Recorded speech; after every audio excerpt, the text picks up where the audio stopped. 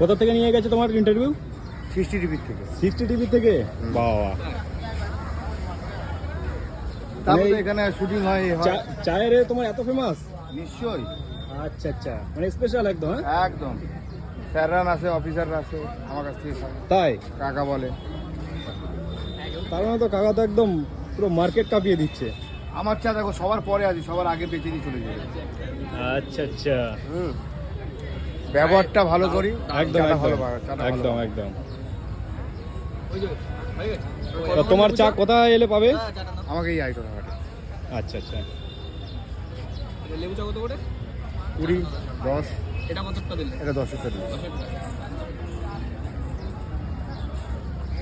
তুমি ছোট বলেছো তো আমিও নিয়ে নিলাম কাকার সে ভাইরাল চা, লেবু চা, দেখতে পাচ্ছ একদম। এবার বলো কেমন হয়েছে আগে সেটা বলো।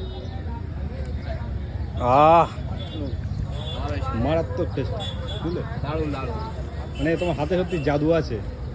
বললাম তো, আমি খারাপ হলেও আমার চাটা খারাপ হবে। একদম একদম একদম। না, তুমিও ভালো, দেখতে শুনতেও ভালো, তাহলে নিশ্চয়ই ভালো হবে। আরে 27 বছর মান্নাদের কাছে চাকরি করেছি।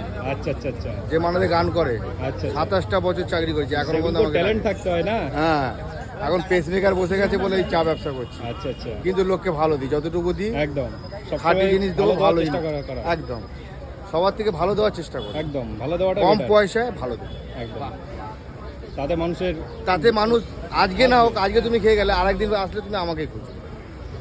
যারা আমার কাছ থেকে অবশ্যই। খায়, আমার কাছে ছাড়া খাবেই না।